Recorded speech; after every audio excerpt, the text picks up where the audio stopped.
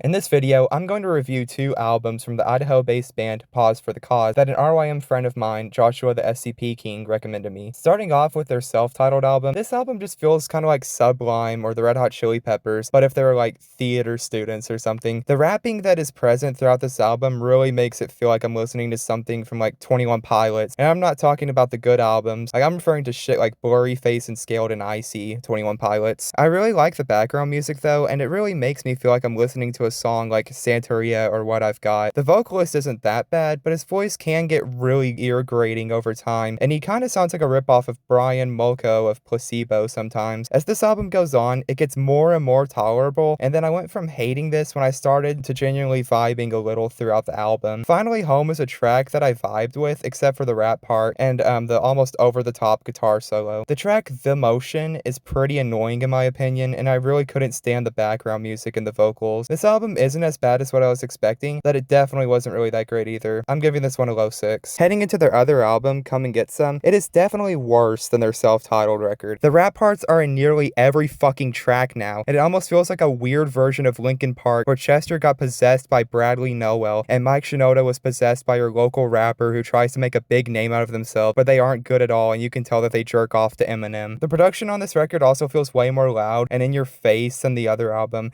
which felt more calming and relaxing instead. Stoner Song is so fucking irritating, and it sounds like it was written by an AI who was asked to write a song about weed. The final track, 87th Dad, sounds like a rejected Dookie-era Green Day track, but with ska on it. With that being said, this album is really not good at all, and I'm giving it a low 4. Although I criticized this album pretty bad, I want to say rest in peace to the lead singer Steve Cash, who tragically took his own life in 2020. It is truly horrible suffering from depression and suicidal thoughts as someone who goes through those things myself, but it does get better and you are not alone. Here's the numbers to a few suicide crisis hotlines. It is never too late, you are not alone, and you are loved. Thank you for shopping at Arco AM/PM and have a pleasant day.